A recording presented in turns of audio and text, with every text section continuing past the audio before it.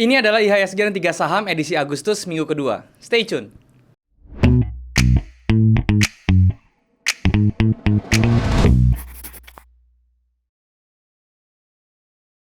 Halo guys, balik lagi sama gue Daryl di This is Daryl Channel. Dan hari ini kita masuk ke segmen IHSG dan 3 saham. Buat kalian yang belum tahu, ini adalah segmen membahas kondisi IHSG dan juga saham-saham yang kira-kira bisa dijadikan referensi untuk tradingkan selama 1 minggu ke depan. Tapi sebelum gue mulai, gue mau ingetin buat kalian yang belum punya grup trading, kalian bisa join di grup trading gue di aplikasi Discord. Linknya ada di bawah, kalian tinggal klik link tersebut untuk join dan kemudian kita bisa langsung diskusi bareng di sana. Gue gak pernah punya grup lain selain di Discord, jadi kalau misalnya ada mengatasnamakan gue di platform lain seperti Telegram, Facebook, dan juga Instagram, menawarkan investasi dalam bentuk apapun, harap hati-hati karena itu sudah dipastikan adalah penipuan. Gue nggak pernah membuka jasa titip dana atau investasi dalam bentuk apapun. Jadi kalau misalnya kalian disuruh transfer, jangan transfer karena itu adalah penipu. Dan berbicara tentang IHSG teman-teman ya, IHSG ditutup di level 6.200-an dan itu berarti sentimennya positif. IHSG bergerak bullish ya teman-teman di minggu kemarin. Mungkin karena ada beberapa sentimen IPO yang sangat ditunggu ya, seperti Bukalapak ya. Dan juga pergerakan yang terjadi di hari Jumat kemarin itu dia sempat mencapai peak dan kemudian dia ada bearish rejection. Kalau misalnya dilihat di time frame lebih kecilnya, dia ada tekanan bearish yang muncul dan nanti kita bisa lihat apakah yang akan terjadi di minggu depan. Dan saham-saham yang bisa direferensikan nanti kita juga bahas, serta saham-saham yang sudah kalian request. Tapi seperti biasa kita akan bahasnya di monitor supaya bisa lebih jelas dan lebih berinteraksi dengan chart. So tanpa berlama-lama lagi, sekarang langsung kita ke monitor teman-teman. Oke teman-teman, sekarang kita sudah ada di monitor dan sekarang seperti yang kalian lihat, seperti biasa gue sedang ada di TradingView karena TradingView ini adalah tools yang gue gunakan untuk menganalisa saham secara teknikal khususnya ya. Untuk saham dan juga cryptocurrency itu lebih bagus pakai TradingView karena dia nggak usah install, jadi kemana-mana gue tinggal buka aja tradingview.com. Kalau misalnya kalian belum punya charting tools, pengen coba ini, langsung aja ke id.tradingview.com, daftar di sana. Bisa dipakai gratis, kalian nggak usah bayar apa-apa, langsung dicobain aja, rasanya mantap banget. Toolsnya lengkap sekali di sebelah kirinya. Dan juga kalau misalnya kalian merasa kekurangan ya, misalnya indikatornya kurang nih, mau nambah, atau kalau misalnya kalian mau, saya mau pakai fitur filtering saham yang enak gitu ya, jadi nggak usah buang-buang waktu lagi, gampang aja, kalian tinggal klik link di bawah buat daftar yang pro-nya teman-teman. Sebulannya cuma $15, yaitu sekitar kurang lebih 190 ribuan lah ya. Itu worth it sekali teman-teman. Oke? Nah teman-teman, hari ini yang depan kalian nih ada IHSG seperti biasa. Dan kalau misalnya dilihat dari Jumat kemarin teman-teman ya, itu dia close-nya di level 6.203 teman-teman ya. Ini dia sempat nyampe high-nya di 6.264.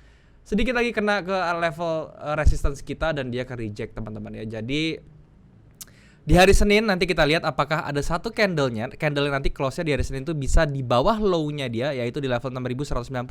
Jadi kalau misalnya kalian perhatikan nanti hari Senin dia close di bawah level 6.190, dia mungkin bisa koreksi dulu, nutupin gap teman-teman ya. Ini gapnya ada di ketutupnya di level 6.150-an, itu nutup gapnya, dan di situ baru kalian bisa entry lagi. Tapi so far so good teman-teman. Kenapa? Karena seperti biasa dia sudah break, seperti yang kemarin ya teman-teman saya bilang, dia sudah break trend atasnya dan dia sekarang sudah berjalan bikin base dan akhirnya dia breakout ke atas lagi. Ini sudah merupakan sesuatu yang good sekali. Next levelnya 6.280 dicapai, kemudian target dekatnya lagi 6.478 harus dicapai sama si IHSG. Jadi view-nya itu masih tetap naik secara garis besarnya, tetapi dia mungkin akan koreksi dulu, nutup gap-nya ini di level 6.150-an, baru dia nanti naik lagi. Mudah-mudahan bisa langsung ke atas 6.400-an. Oke? Untuk IHSG seperti itu kondisinya, jadi masih optimis untuk buy teman-teman ya. Nah, sebelum saya melanjutkan ke saham-saham yang bisa direferensikan, saya akan bahas dulu saham-saham yang kemarin saya sudah bahas. Yang pertama itu ada yang namanya EMTK teman-teman ya, EMTK. EMTK ini kemarin kita sudah sempat running profit, tapi ternyata dia kegerus lagi teman-teman ke bawah. Tapi tenang aja, dia masih di dalam moving average-nya, dynamic support-nya tentunya, dan stop loss kita juga masih belum kena. Nanti hari Senin mudah-mudahan dia bisa up teman-teman ya. Kalau dilihat dari trennya sih harusnya dia up ya teman-teman ya. Di sini kalau misalnya kita lihat dia sekarang sudah terkoreksi memang, tapi koreksinya juga dia nggak bisa lebih dari dia punya structure resistance yang sudah jadi support untuk sekarang gitu ya, belum ada di break. Jadi 2570 masih aman, masih berada di atas itu, jadi kita belum cut loss dulu. Dan gue nggak akan ngubah apa-apa, cut lossnya juga pasti akan gue stay di sini. Kalau kena cut loss ya sudah gitu ya, gue akan cari posisi lain lagi. Yang penting manajemen kita bagus. Baik lagi, trading saham itu bukan tentang kalian bisa predict market 100% right ya, tapi cara kalian manage itu gimana. Oke, seperti itu. Itu untuk MTK-nya. Next-nya ada ERA, teman-teman ya. ERA juga sama, kita hampir aja kena cut loss di ERA ini, teman-teman ya. Tetapi untungnya dia tidak jebol ya, karena close-nya itu masih pas sekali di deket-deket sama kita punya SL, dan dia belum kena nih kalau misalnya kita perhatikan. Ini benar-benar deket-deket sama SL kita ya di 625. Tapi ternyata dia nggak close di bawah itu, jadi kita belum cut loss, teman-teman. Saya sendiri belum cut loss.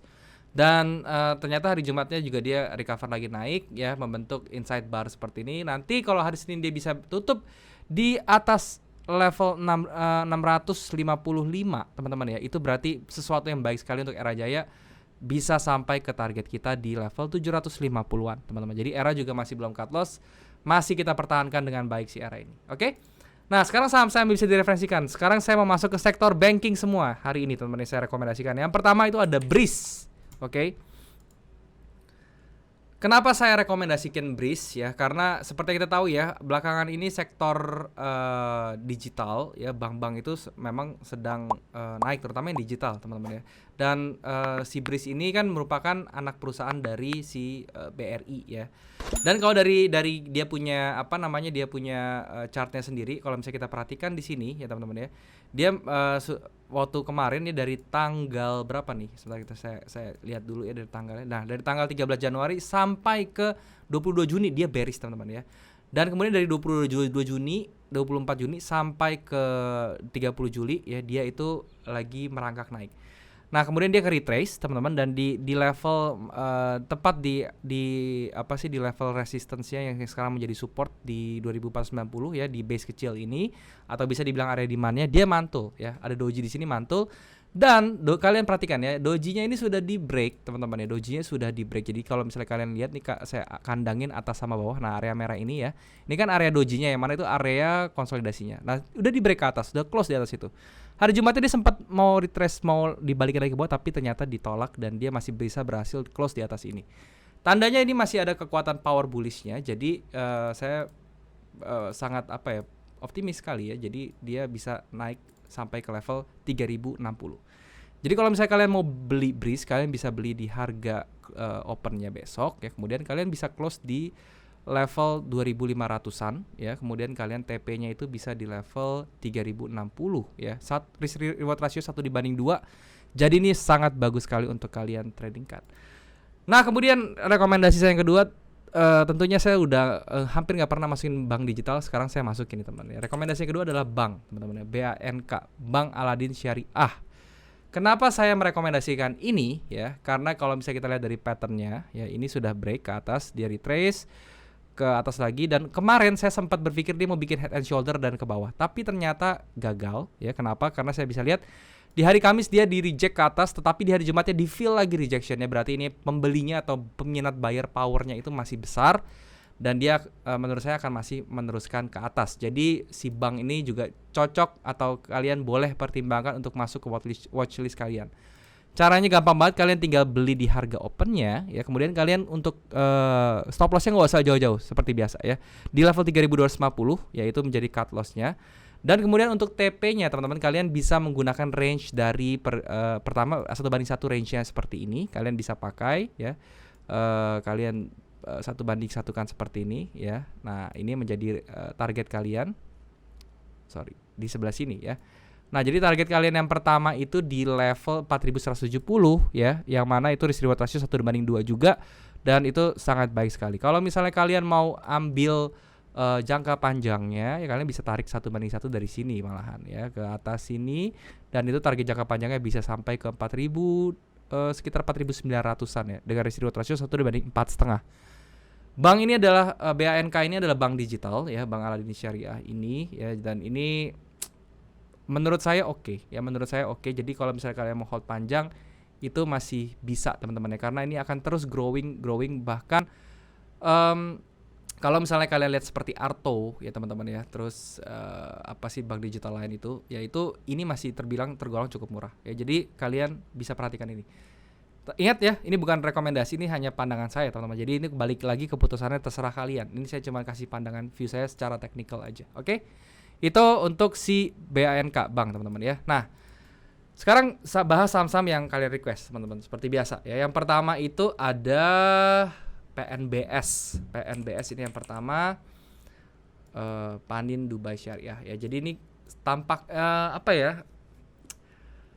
Di secara patternnya ini juga bagus teman-teman. Jadi tampaknya nih bank-bank syariah ini akan mungkin ya akan bangkit bulan ini mungkin ya. Jadi karena ini patternnya juga pattern bullish ya. Jadi kita tinggal tunggu aja dia breakout ke atas.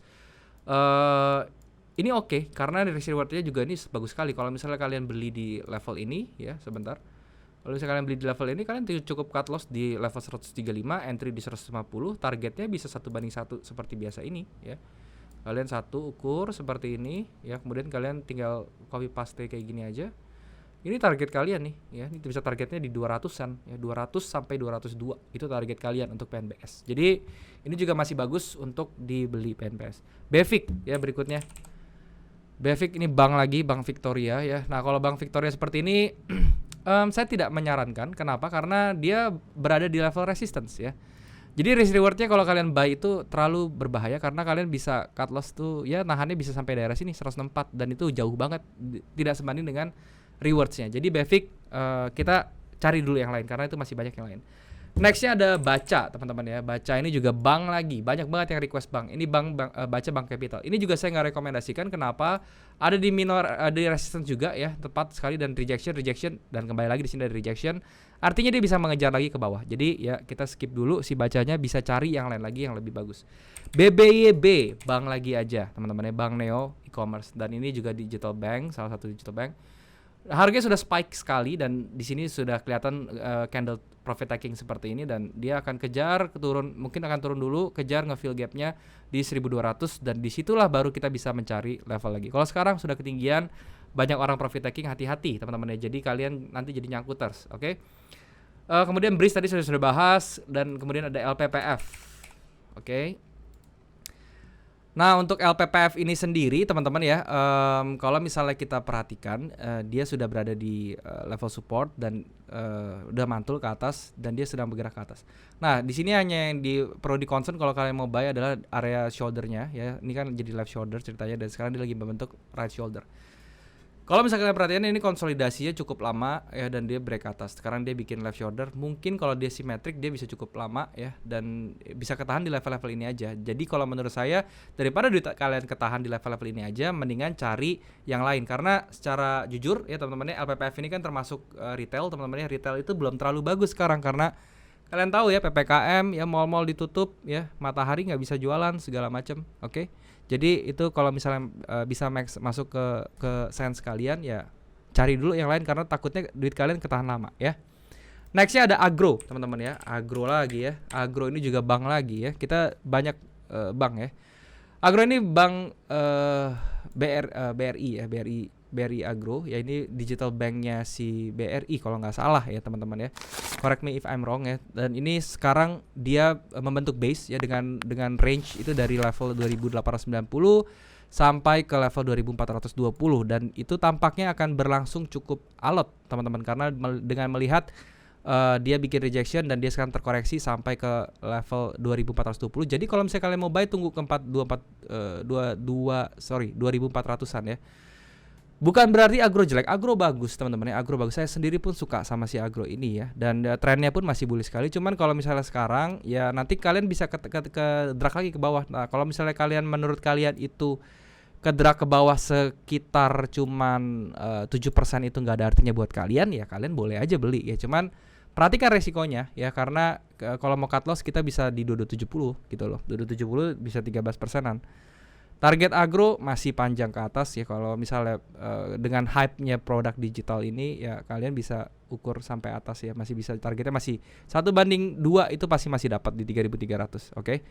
Itu untuk Agro. Nextnya itu ada Sen teman-teman ya. Sen ini juga udah ketinggian kayaknya teman-teman. Nah, ini sudah spiking lagi, dan di sini sudah ada candle profit taking, diikutin nextnya juga candle dengan volume kecil ya teman-teman ya, dan dia masih belum bisa bikin higher candle yang close-nya ya, close higher candle yang dari candle sebelumnya itu belum bisa teman-teman ya.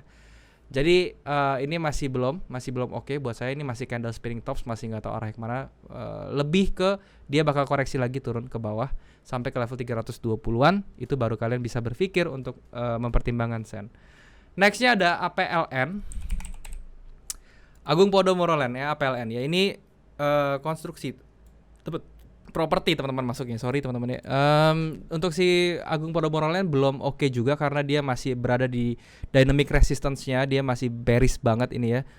Menurut exponential moving average-nya juga masih bearish ya, tekanan bearish-nya masih kuat. Di sini ada candle rejection yang cukup kuat sekali yang menandakan bahwa tekanan bearish-nya masih kuat. Jadi untuk APLN mungkin kalian bisa tunggu di pivotnya dia di sini di 105 teman-teman ya. Jadi APLN itu bagus di level 105 karena itu menurut risk reward ratio-nya itu lebih aman ya. Oke, nextnya teman-teman ya, itu ada BMRI, Bank Lagi Mandiri. Ini bank BUMN teman-teman ya, BMRI. Nah kalau untuk BMRI sendiri ini good teman-teman ya, ini sudah mulai good ya. Jadi kalau misalnya kalian mau mulai mengumpulin itu bisa ya. Stop lossnya kenapa saya bilang good? Karena stop lossnya kecil ya. Saya bisa bilang stop lossnya kecil kenapa? Karena kalau kalian beli di sini ya, stop loss kalian nggak perlu sampai bawah sini, nggak. Kalian cukup di bawah dojinya ini aja ya. Kenapa di bawah dojinya bang? Aduh, panjang lagi kalau saya jelasin ya. Kalian bisa lihat video saya ya, atau kalau kalian bisa ikut coaching kelas saya juga untuk saya kasih tahu kenapa stop lossnya di situ yang bagus. Nah untuk targetnya sendiri ini kalian bisa minimal ya, ini ada structure di sini, kalian bisa garisin seperti ini dan kalian bisa taruh di sini ya. Ini minimal banget 1 dibanding 1,68.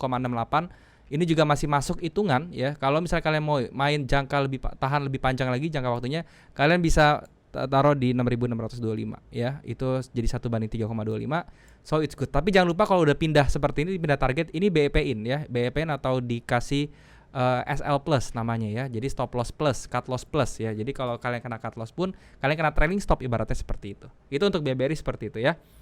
MDKA nextnya ya. MDKA ini berhubungan dengan gold, copper dan segala macam ya. Dan ini sudah pecah, dia punya head and shoulder mininya di atas. Sudah breakdown ke bawah, kita tinggal cari target berhentinya di mana. Kalian tinggal bisa cari, caranya adalah kalian tinggal tarik dari high ke low-nya. Ya, kemudian kalian tinggal copy 1 banding 1 ke bawah seperti ini dan kita dapat target kurang lebih di level 2400. Jadi kalau misalnya kalian mau beli si MDK, tunggu dia sampai di level 2400-an karena itu menjadi level psychologist ya, untuk yang area yang bagus untuk dibeli. Oke. Jadi itu untuk MDKA. Dan yang terakhir teman-teman ya, itu ada MNCN. MNCN ini punyanya si Pak Haritanu ya, MNCN Group.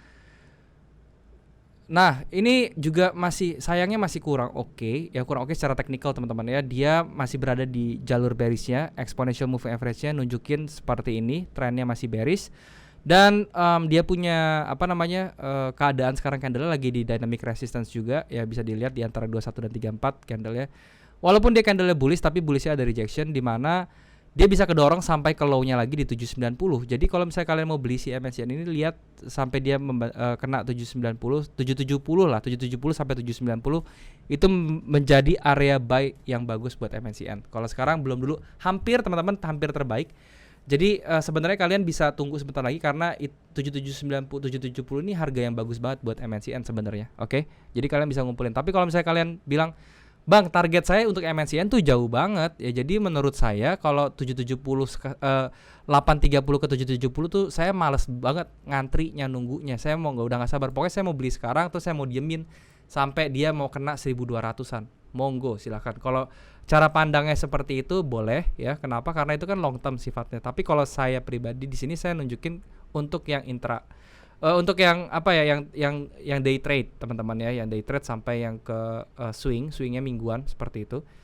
Ya kalau buat saya, kalau yang untuk day trade kita tahu ya, perputaran itu cukup penting. Jadi kalau misalnya duit ketahan itu kayaknya rugi nantinya gitu loh maksud saya. Oke? Seperti itu. Jadi pola pikir dalam trading, style trade itu juga mempengaruhi segalanya ya. Di sini cuma saya share pandangan saya. Oke? Mungkin sampai sini dulu teman-teman yang mau saya sharing. Semoga bisa bermanfaat. Ingat, saya bukan financial advisor. Jadi kalau mengambil short dari video ini, sesuaikan money management dan trading management kalian supaya hasilnya bisa lebih optimal. Pikirkan lagi resikonya, tanggung sendiri resikonya, dan perhitungkan lagi risk rewardnya. Itu yang paling penting dalam trading. Oke? Thank you sekali lagi. Sekarang kita balik lagi ke kamera. Ya teman-teman, jadi itulah pembahasan gue tentang IHSG dan juga saham-saham yang kira-kira bisa jadikan referensi untuk ditradingkan selama 1 minggu ke depan. Dan tadi gue juga sudah bahas saham-saham yang kalian request. Semoga kalian bisa mendapatkan manfaat dan juga sesuatu dari video ini. Jangan lupa gue bukan financial advisor, jadi kalau misalnya kalian mengambil sesuatu dari video ini, kalian harus sesuaikan dengan money management kalian dan juga trading management kalian, supaya bisa hasilnya lebih optimal, teman-teman. Dan sekali lagi, kalau misalnya kalian belum punya grup trading, kalian bisa join di grup trading gue di aplikasi Discord. Linknya ada di bawah. Kalian tinggal klik link tersebut untuk join. Nah, kemudian kita bisa langsung diskusi bareng di sana. Dan gue nggak pernah punya grup lain selain di Discord. Jadi kalau misalnya mengatasnamakan gue di platform lain seperti Telegram, Facebook, dan juga Instagram, menawarkan investasi dalam bentuk apapun, harap hati-hati karena itu sudah dipastikan adalah penipuan. So, kalian jangan transfer. Kalian juga bisa subscribe channel ini kalau misalnya kalian merasa channel ini bermanfaat untuk kalian. Kalian juga bisa bantu like video ini dan juga share ke teman-teman kalian yang kira-kira membutuhkan informasi dari video ini. Kalian juga bisa komen di bawah kalau misalnya ada yang kurang dari video ini, atau kalian mau request tentang saham atau apapun yang mau gue bahas ke depannya selama itu berhubungan tentang forex, saham, dan juga cryptocurrency. Gue pasti akan baca komen kalian dan gue akan usahakan untuk bikin kontennya buat kalian. Mungkin sampai sini dulu aja teman-teman videonya. Semoga sekali lagi apa yang gue sharing di sini bisa bermanfaat untuk kalian. Thank you sekali lagi buat kalian yang sudah menyempatkan diri untuk nonton video ini. Sampai jumpa di next video. Jangan lupa semua orang bisa cuan. Salam sukses. Bye-bye.